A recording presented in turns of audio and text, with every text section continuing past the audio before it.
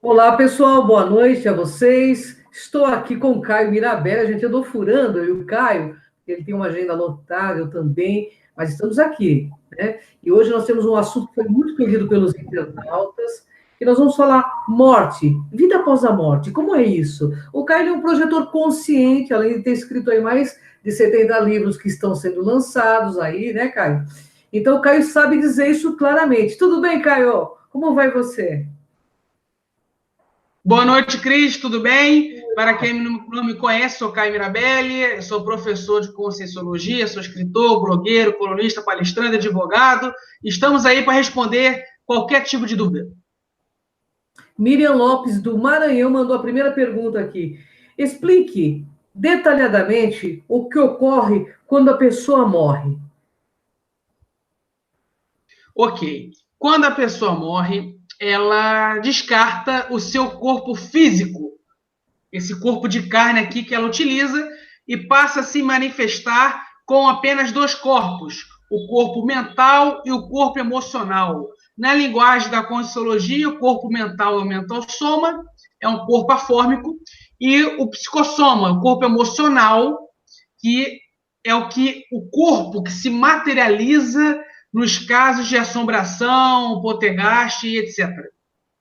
E para onde a pessoa vai? O Carlos quer saber. O Carlos aqui de São Paulo.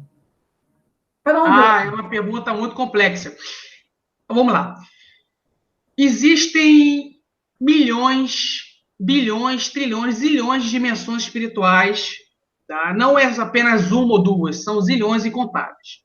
Nessas dimensões espirituais, que nós chamamos de dimensões extrafísicas, o que define qual dimensão é a tua é a dimensão correspondente à afinidade de pensamentos, de ideias, afinidade de personalidades.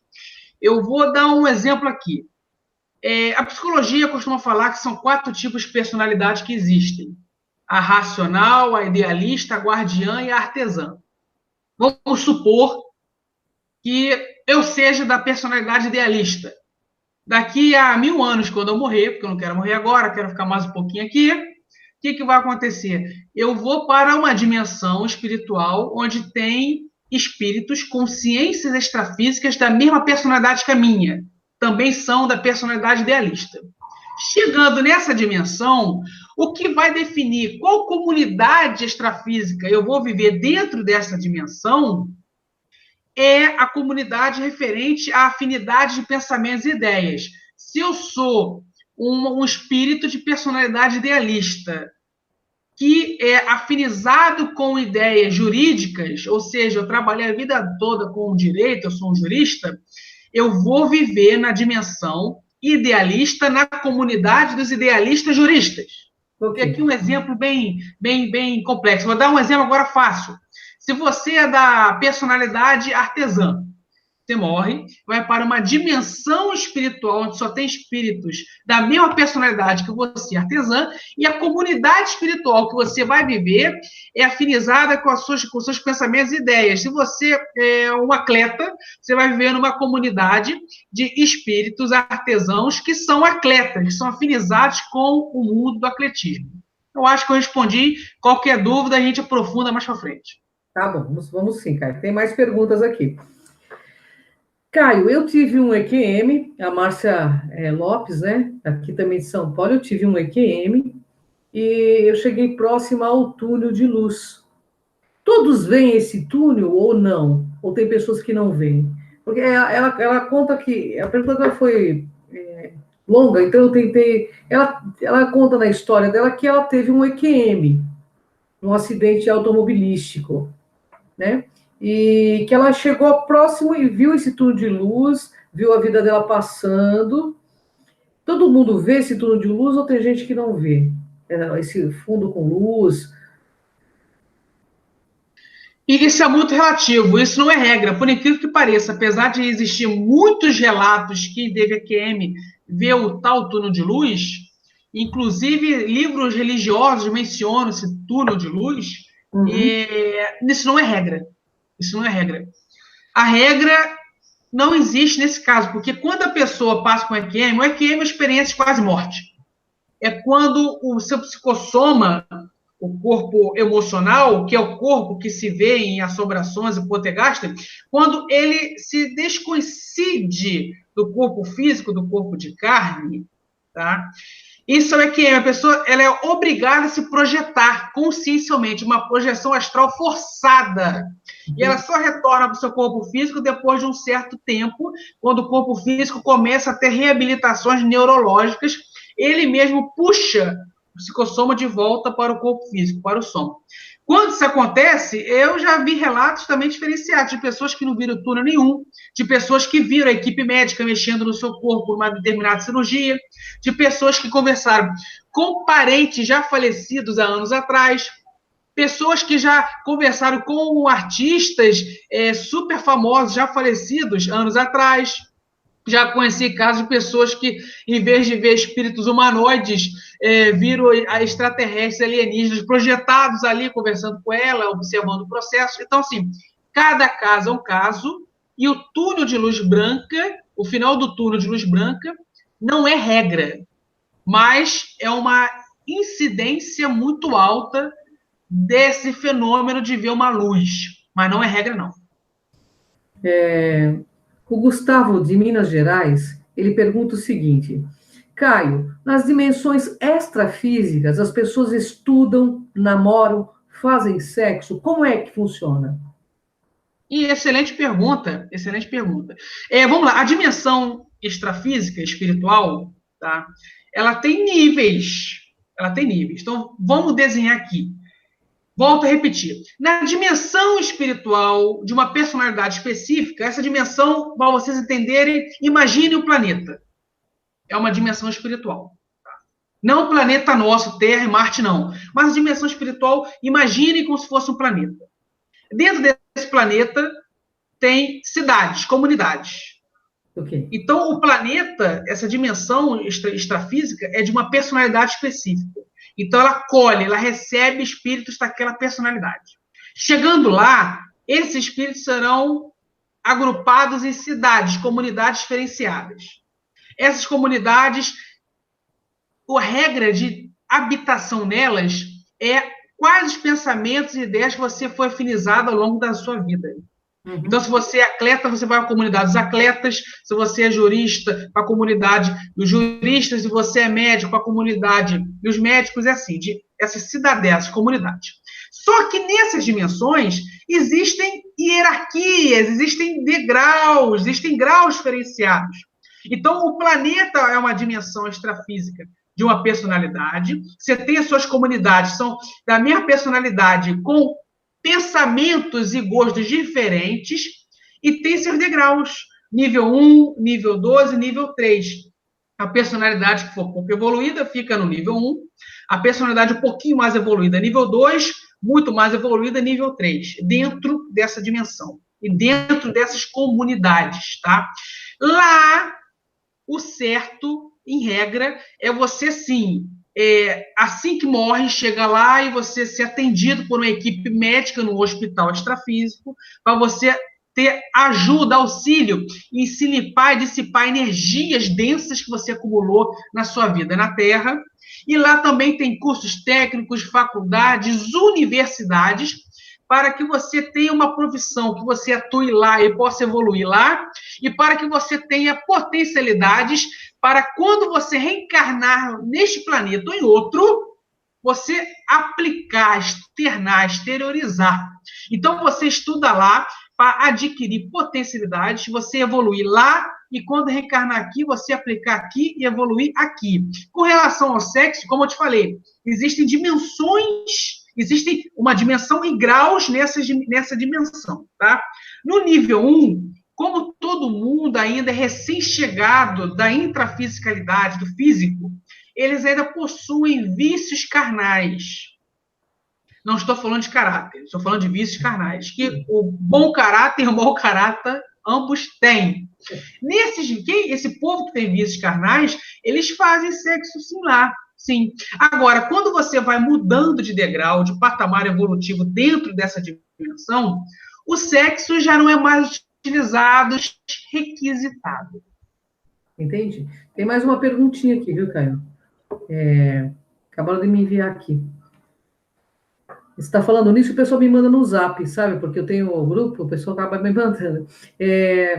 A Silmara pergunta para você o seguinte: eu assisti o filme Ghost, né? Que aparece um bandido que morre atropelado, e nesse momento saem sombras e puxam ele. Ele vai para onde? Ele é recebido também, vai para o hospital? Onde fica ele?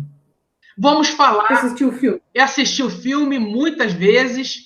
Aliás, os traumas da minha infância foi assistir o filme Ghost por um simples motivo. É um filme muito bom, mas é muito triste. Muito triste. Então me deixava muito triste aquele filme. Eu odiava ver na sessão da tarde. Mas enfim, eu vi mais de 74 vezes, sem brincadeira.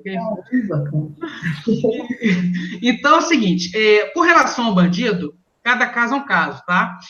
Aquele bandido era uma consciência patológica afinizada com o mundo do crime. O filme ali não errou, não. Aquilo ali acontece. Mas não é regra.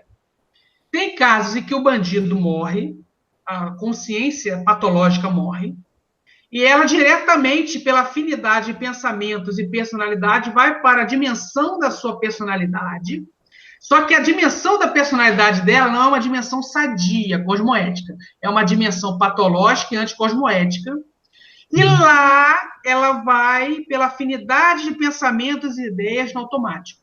Existem casos, sim, que o bandido ou a pessoa com consciência patológica morre e ela é sequestrada por espíritos malignos da dimensão extrafísica dela, que são afinizados com a personalidade dela, só que são anticosmoéticos igual a ela. E a sequestram para essa dimensão e lá a torturam, lá a escravizam. Então, cada caso é um caso. Tem caso também da consciência patológica que morreu, foi para essa dimensão infernal umbralina, sequestrado ou não, ficou lá durante anos, se arrependeu de seus pecados, quis a conversão, a transformação do seu caráter, e lá ela foi resgatada por equipes de espíritos evoluídos e assistenciais, também afinizados com a personalidade dela, só que do bem e não do mal, tiraram ela daquela dimensão umbralina, infernal, e levou para uma dimensão já mais assistencial, cosmoética e bondosa. Então, assim, cada caso é um caso, e o filme Ghost, tirando o grau depressivo, é um filme excelente, porque não mente nada, ele ensina tudo como é. Olha que bacana, hein? Bom, então é muito instrutivo, né? Marília, né, da Bahia, Salvador, pergunta o seguinte: tive um caso de um suicida, né, na minha família. Onde eles ficam, Caio? O que ocorre com eles? Lembrando aqui que eu já tinha falado, hoje eu estou até muito chato, que eu estou repetindo muito, mas eu gosto de ensinar, por isso que eu faço questão de repetir. Existe a dimensão extrafísica da sua personalidade. Existe suas cidadelas, suas comunidades, suas cidades, que diferencia pela afinidade de pensamentos e ideias. Existem as dimensões sadias, cosmoéticas, e existem dimensões patológicas. A personalidade idealista, que é o meu caso, eu vou ou para uma dimensão idealista positiva ou para uma dimensão idealista negativa. No caso dos suicidas, eles vão para dimensões infernais, umbralinas, negativas, e vivem em comunidades extrafísicas dos suicidas. E lá fica um e o outro se assediando com pensamentos suicidas, alimentando uma egrégora horrorosa do suicídio. E eles só conseguem sair de lá quando um dia se curarem de suas depressões, frustrações, ansiedades, dissiparem seus pensamentos suicidas e aceitarem uma assistência. Aí sim, a equipe espiritual de evoluciólogos vão lá assisti-la, tirar ela daquela dimensão e levá-la para uma dimensão mais positiva, mais comoética, mais assistencial e vão tratá-la. Então, o suicida, ele sim vai para essa dimensão de suicidas totalmente patológica e negativa. E tem também casos de suicidas que não vão para a dimensão nenhuma, continuam aqui no físico, produzindo novos suicidas, de forma voluntária ou involuntária. De forma voluntária, assediando as pessoas para se matarem, igual a ele, e de forma involuntária, exteriorizando pensamentos suicidas, sujando a egrégora das cidades e bairros, fazendo com que as pessoas que passem ali absorvam aquelas ideias e comprem a ideia do suicídio. Então, são esses alguns casos que eu dei aqui. A regra vão para a dimensão, para a comunidade dos suicidas. E as exceções é que ficam aí assediando. Ok. Caio, o Marcos Nunes, né, de Valença, não sei, não colocou Valença, eu acho que é Rio de Janeiro, será? Não sei, ele não colocou, ele colocou a sua cidade, ele não colocou. Ele diz assim: no filme Amor Além da Vida, tem uma parte que o marido tenta buscar a mulher num local muito destruído e ela parece que não o enxerga. Por que ela, no teu ponto de vista, ela não enxerga? Não enxerga o marido? Nesse filme, o marido ele foi uma dimensão positiva e ela com uma dimensão negativa. Isso. Como ele é louco e muito amoroso por ela, louco de amor por ela, ele sai da dimensão dele e vai na dimensão dela resgatá-la. É um outro filme espírita muito interessante, também muito educativo. Também muito triste, por isso que eu não gosto de ver. E lá ele tenta fazer o resgate dela. Só que ela não consegue enxergá-lo porque não vou seguir a explicação do filme, eu vou seguir o que é.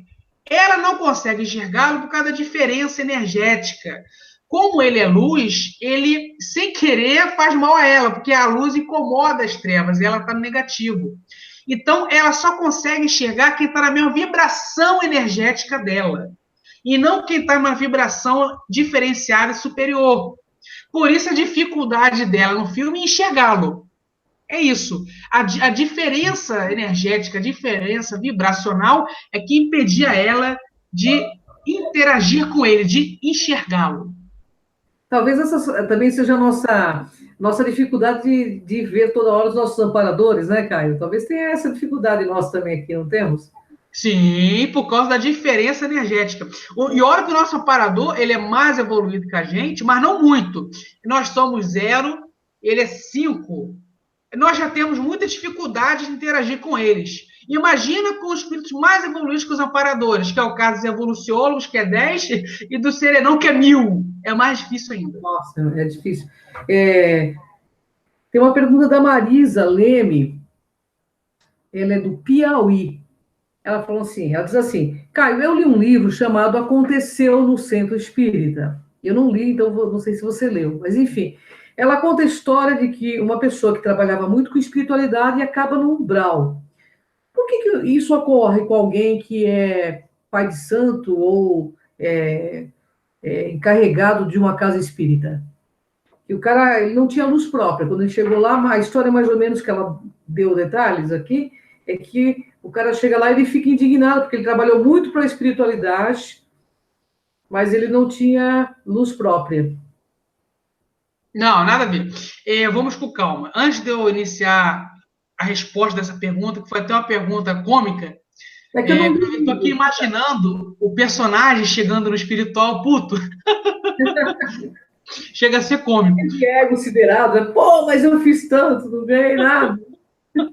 Então, vamos com calma. Você Antes leu de... esse livro, Caio? Você já leu esse livro? Eu não li Não, ainda. não conheço esse livro, não conheço. Aconteceu no Centro Espírita, é o nome do livro. Eu não li ainda, por isso que eu não entendi muito bem a pergunta também. Mas eu tô rindo que eu tô imaginando aqui ele chegando lá, mas vamos lá. Antes de eu responder isso, eu preciso só falar uma coisa. Eu sou um cara, me perdoa até o linguajar, muito rodado no processo religioso. Eu sou Ogã desde bebezinho, fui feito no útero de minha mãe, que é de no Candomblé. Uhum. Então já nasci no Candomblé. Já fui católico, já fiz primeira comunhão e batismo. E evangélico na Batista, Assembleia Universal, bem rodado, bem rodado. Que Então, pula. assim, eu, e fora livros espíritas desde criança lendo. Então, assim, eu sou um cara bem rodado no processo religioso. Só não fui muçulmano e judeu ainda. Acho que um dia serei. Quero experimentar os dois. Mas voltando à pergunta, cada caso é um caso, porque tem líderes espirituais que trabalham com a espiritualidade para o bem, para assistência e desenvolvimento evolutivo do próximo. Esses, quando morrerem, daqui a 1000 anos, vão sim para uma dimensão extrafísica avançada, espiritualizada, cosmoética. E você tem líderes religiosos que utilizam a religião para a estagnação da evolução e avanço do império das trevas, produzindo pessoas doentes físicas e mentais, fanáticos, radicais, seres patológicos. Esses, quando morrerem, vão sim para uma dimensão negativa, porque eles são afinizados com essas ideias e pensamentos. Tá? Então, assim, cada caso é um caso. Não é porque o cara é um líder espiritual poderoso, muito inteligente, que morreu vai para o paraíso. Não é isso, não. Depende das afinidades de pensamento e ideias que o caráter dele está vinculada. Se ele é uma consciência de personalidade racional cosmoética, vai para a dimensão de racionais cosmoéticos. Se ele é uma personalidade racional anticosmoética, ele vai para uma dimensão de racionais anticosmoéticos e negativos. Então, cada caso é um caso que define se a sua personalidade vinculada à sua afinidade de pensamentos e ideias, do seu caráter. Na realidade, então, Caio, só tirando uma dúvida minha, é a energia caráter aí que é a identidade cósmica de cada um de nós, é isso? Perfeito. É a personalidade mais o nosso caráter. A personalidade define a tua dimensão. E o caráter, qual a qualidade da sua dimensão? Ai, que legal. Olha, que legal. Muito instrutivo. Adorei, Caio, saber. Que é bastante instrutivo a gente saber. Maria de Azevedo, de Copacabana, aí do Rio de Janeiro, hein? Olha aí, cidade do Caio aí, hein? Caio, ela diz assim, querido, ETs e humanos interagem nos centros espíritas. E nas dimensões extrafísica pós-morte, eles também interagem? Ou é como aqui na Terra, que ninguém interage assim? Deixa eu só pontuar pontos específicos da pergunta da tela. Olha só, extraterrestre e alienígena, eles só se comunicam com médiums por um caso específico. Ele se comunica com o médium sem show, sem reality show, de forma exteriorizar seus pensamentos para aquele médium, canaliza, se conecta energeticamente, e o médium, que tem lucidez do processo, recebe aquelas informações e trata de uma pessoa ou um grupo específico. Esse negócio do médium incorporar um ET, um alienígena, dar entrevista na mídia e redes sociais, isso não tem nada de ET alienígena. Isso aí pode ser a pessoa, pelo animismo, se auto-engana, acha que está incorporada por ET alienígena e fala besteira. Uma pessoa de boa fé que não tem discernimento das coisas. Segundo, a pessoa está de má fé mesmo, finge que está incorporada para fazer público. E tem o terceiro caso, ela está incorporada sim, mas por uma consciência extrafísica maligna, que pode ser um espírito humanoide maligno, ou até um ET maligno, um alienígena maligno, está lá acoplada nela para falar besteira também. Agora, continuando a responder a pergunta dela, no mundo espiritual, vou repetir de novo, vou ser chato, na dimensão extrafísica da sua personalidade, ali não vive só espíritos que vieram do planeta Terra, não. Ali não vive só espíritos de humanoides mortos, não. Ali também vive espíritos de extraterrestres já falecidos e alienígenas já falecidos. Então, nessa dimensão extrafísica espiritual, você vai viver com espírito de reptiliano, espírito de draconiano, espírito de felino, espírito de pleidiano, espírito de ser humano. É uma salada de frutas ali.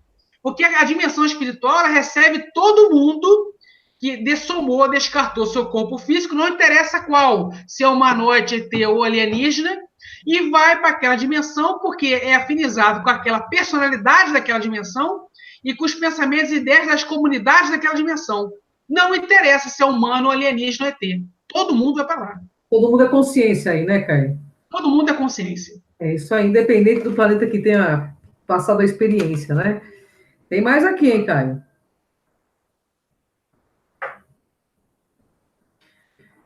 A Malu aqui de Santo André pergunta, Caio, o que é umbral no seu conceito? Detalhe. Excelente pergunta. Excelente pergunta. Então, vamos lá. Umbral, uma dimensão extrafísica. Essa dimensão tem uma personalidade como regra. Racional, idealista, artesão, guardião. Uhum. Só que essa dimensão, ela é positiva ou negativa. Então, vou voltar ao meu exemplo. Eu e a Cris somos da mesma dimensão. Nós somos da personalidade idealista. Estou aqui revelando isso ao público. Peço até desculpa para a Cris, sem sua autorização. Não, fique à vontade, é verdade. Estamos na mesma dimensão. Isso. Então, daqui a 1000 anos, quando eu e a Cris dessomarmos, falecermos, nós estaremos na mesma dimensão, porque nós somos da mesma personalidade. Ambos são da personalidade idealista. O que vai diferenciar é a comunidade dessa dimensão. Eu posso ir para uma comunidade X e ela é Y. E se eu der sorte, estarei na mesma comunidade que ela. Mas voltando à pergunta da nossa colega... Também, Mas voltando à pergunta dessa colega, então você tem a dimensão extrafísica da personalidade idealista, que pode ser uma dimensão saborosa, cosmoética, prazerosa, bondosa, que eu costumo chamar de paraíso, para simplificar o entendimento. E pode ser uma dimensão idealista, infernal, patológica, densa, negativa, também dos idealistas, que eu chamo de inferno também para facilitar o entendimento. Tá? Uhum. Então, você tem o paraíso da dimensão idealista e o inferno da dimensão idealista. A pergunta dela é, como é o umbral? Para mim, o umbral é o inferno, essa dimensão aqui. O umbral, ele tem suas características. Ele também é uma dimensão transacional, porque ela também tem níveis hierárquicos e tem graus hierárquicos. Então, você tem o espírito pouco evoluído negativo, que eu chamo de assediador simples. Você tem o mega assediador nível 1, que já é de um segundo grau de evolução, um pouquinho mais evoluído. Tem o terceiro degrau, que eu chamo de mega assediador tipo 2, e o mega assediador tipo 3. Tá? E tem outros graus evolutivos também. Um é mais evoluído que o outro, só que todos são malignos, todos são anticosmoéticos e todos são densos. Um mais denso que o outro.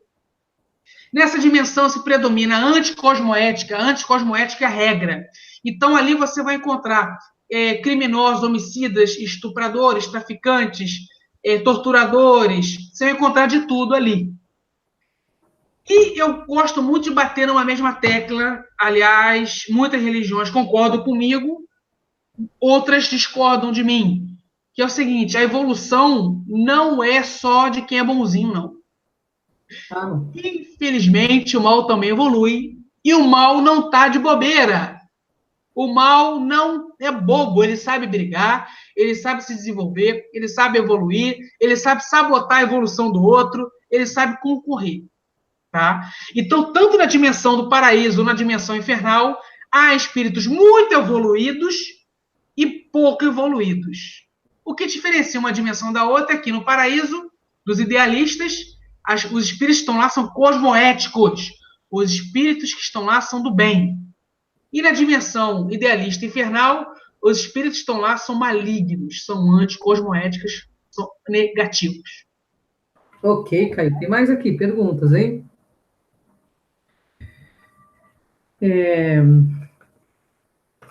Eliane Junqueira, tá? Aqui, também aqui de São Paulo, ela pergunta assim, eu sempre achei que o nosso lar fosse ficção. Ele existe?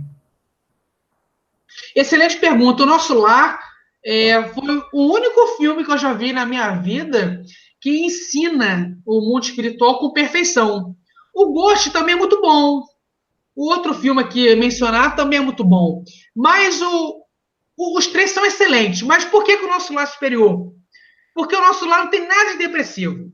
Não tem nada de tristeza. Você assiste, você tem momentos que você ri, você tem momentos de ação, e aquilo ali mesmo, o Nosso Lar é perfeito, ele não aumentou nem diminuiu. Ele botou a dosagem correta de como funciona o mundo espiritual. É aquilo mesmo, sem tirar nem pôr. Agora, tem uma pergunta sobre transcomunicação que eu achei bem interessante, da Marcela. A Marcela é do Mato Grosso do Sul. Ela pergunta para você, assim como nós evoluímos na Terra e hoje temos computadores, celulares, etc. e tal, é possível que o médium, através da transcomunicação, traga alguma aparelhagem que venha no futuro fazer essa conexão, assim como o celular, como o computador, com os nossos entes queridos? Excelente pergunta. Vamos lá, há várias formas de isso acontecer. Por exemplo, vamos supor que uma pessoa ela está lá lendo um livro e ela se conecta energeticamente a um ou vários espíritos e eles, pela intuição, pela inspiração, exteriorizam uma ideia inovadora para aquela pessoa. E aquela pessoa vai e implanta essa ideia aqui no campo físico. Existem casos, inclusive dizem, e eu acredito que sim, não tem como afirmar, mas os indícios são muito altos, de que a famosa tabela periódica, a tabela dos elementos químicos, o criador dela, ele teve uma noite de projeção, se projetou consciencialmente, fez uma projeção astral, foi numa dimensão extrafísica, fez um curso sobre isso, lá assimilou essa ideia e quando retornou para o seu corpo físico da projeção astral, ele implantou essa ideia aqui na dimensão física. Olha que bacana. Já citei 2 exemplos aqui, pela intuição, inspiração, pela projeção consciencial e também pela transcomunicação, sim. Então, essas 3 ferramentas, esses 3 fatos evolutivos, são maneiras de se canalizar pensamentos e ideias do extrafísico e implantá-las aqui. Como também tem o inverso. Tem um pensamento, uma ideia, que não veio do extrafísico, surgiu aqui no campo físico e os humanos daqui, as consciências intrafísicas, se conectam às consciências extrafísicas, aos espíritos, e externam essa ideia para o mundo de lá também, implantar lá. Uma troca, né? Isso, então, a troca de informações é o tempo todo o tempo. Olha que bacana, hein? Vem, tem mais uma aqui, Caio. Nós já vamos para praticamente para a penúltima. Caio, às vezes vejo as fotos dos meus ancestrais e me sinto muito conectada. Ela pergunta assim: como saber se nós somos ancestrais de nós mesmos? Ela está dizendo se ela quer saber se ela é um ancestral dela mesma, entendeu? Se ela é a reencarnação. Eu entendi essa pergunta como: sou a reencarnação de um ancestral? Posso ser uma reencarnação de um ancestral? É isso que ela perguntou. Excelente pergunta. Excelente pergunta. Se você é reencarnação de um ancestral seu ou não, para você descobrir, só tem um caminho. Você tem que iniciar o seu processo de autoconhecimento. Porque você iniciando o seu processo de autoconhecimento, você descobre suas qualidades, potencialidades, defeitos, vidas passadas e sua atual missão neste mundo. Mas para você iniciar e desenvolver o processo de autoconhecimento, eu vou ensinar aqui uma forma fácil e uma forma difícil. A forma fácil, acessível para todo mundo, é pegar uma agenda ou um caderno e escrever lá qualidades. Aí escreve todas as suas qualidades. Na outra página, defeitos. Escreve todos os seus defeitos. Na outra página, habilidades. Escreve todas as suas habilidades. Isso é uma forma de você comparar com as características de algum ancestral seu. Se você quer saber se você for um avô, um bisavô ou tataravô seu, você tem que entrevistar seus parentes mais antigos, mais velhos, que tiveram acesso a eles, e começar a comparar a personalidade, as características da personalidade desse ancestral com a sua. Isso é uma forma de você não descobrir 100%, mas iniciar o processo de investigação. Já uma forma difícil é a famosa retrocognição, que é muito conhecida como regressão. É você fazer técnicas específicas de regressão para você começar a acessar a sua memória extrafísica, o seu paracérebro, o seu mental soma, para ver se você puxa certas informações que consigam responder a essa sua indagação. Ok. Tem uma pergunta que eu deixei por último, porque eu acho que todo mundo tem medo de morrer. E o Marcelo Moura aqui, ele perguntou o seguinte: o Marcelo Moura é de Campo Grande. Campo Grande é Mato Grosso também, né? Tem Campo Grande, Mato Grosso, tem Campo Grande, Rio. Ele colocou Campo Grande. Ele pergunta o seguinte: eu quero que você explique claramente. Eu sempre morri de medo de morrer. Morrer dói? É uma pergunta complexa, né? Todo mundo morre de morrer. É uma pergunta muito complexa. E não tem regra, não. Cada um é um, tá? Vamos lá. Deixa eu fazer todo o contexto aqui para entender. Ok. Nós somos consciência. A consciência intrafísica, que é eu, a Cris e você, utiliza 4 corpos. O mental, o psicossoma, que é o emocional, o energético e o soma, o físico.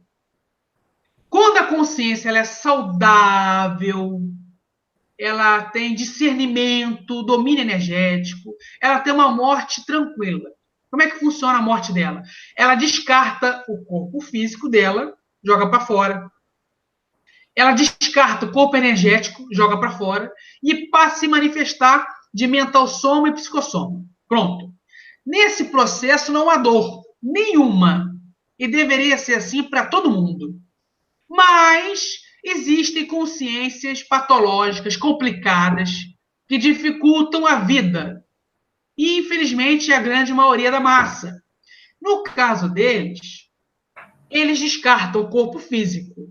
Perfeito, morreu. Mas não descarta o corpo energético e tem que descartar os dois. Assim que descarta o corpo físico, tem que descartar o corpo energético. Porque se não descartar o corpo energético, ela fica semi-vinculada ainda ao cadáver que ela acabou de descartar. E isso é um perigo.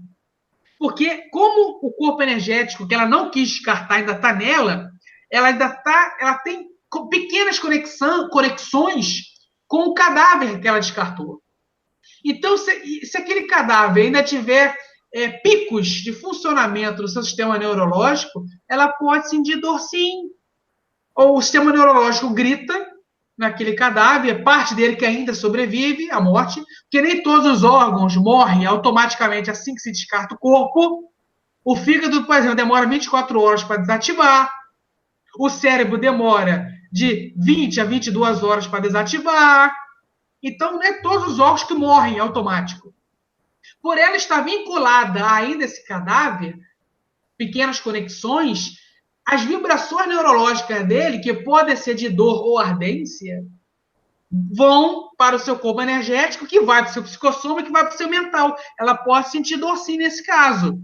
Então, para não ter nenhuma hipótese de dor, sofrimento ou angústia, assim que morreu, descartou o corpo físico, descarte o corpo energético, exteriorize, externe.